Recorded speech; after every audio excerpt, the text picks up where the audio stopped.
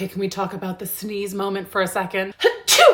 You know, that tiny split second where you brace your whole body just in case. After having children, a lot of women are told to just do Kegels, but no one really explains how the pelvic floor actually works. It turns out it's not just about strength, it's about coordination and understanding how your core functions together. There's a book called The Pelvic Floor Handbook that explains it clearly and practically. If you've ever wondered why no one broke this down sooner, it's worth looking into. You can find it on Amazon and TikTok Shop.